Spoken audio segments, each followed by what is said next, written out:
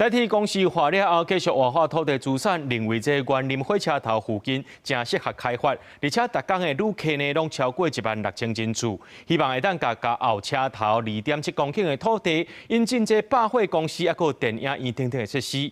代替表示讲，毋是为着趁钱，是希望活化当地的经济，创造稳定的收益。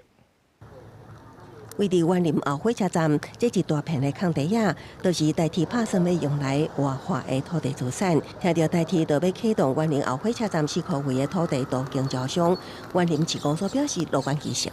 百货公司进驻或者是量贩店的一个营运可以增加一些园林就是在地就业的一个机会。 代替2月下昼伫园林举办招商说明会，吸引不少有意愿的厂商。这摆活化范围包括后站西边的商业区土地、甲车站专用区土地，也阁有车站专用区的桥卡空间，总计2.7公顷。代替表示，这项招商案底限相对较低，设定期间是30年。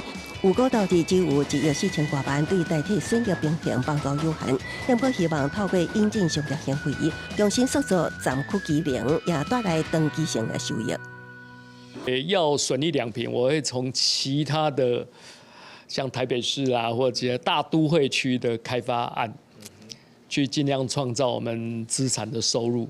但是唯独就园林这个地方，我们出发点从来不是说为了创造多大的收入啊。园林火车站是一等站，每日的旅客超过1.6万人次。根据市公所资料，到今年6月底，园林市的人口数超过123000多人，平均收入大约伫38000至4万左右，消费力也比彰化其他乡镇悬。也不过，沙坡大型卖场还是商场，也安尼加做代替招商的主重点。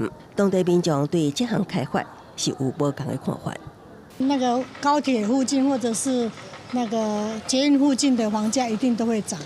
一般消费者的消费习惯都在那边了，除非你的商场能配合到他们的消费习惯。虽然有人看好，也不过当地也有人认为，大多数民众已经惯习前站的商款形态甲消费，商场建构完成了后，消费形态就会有所不同。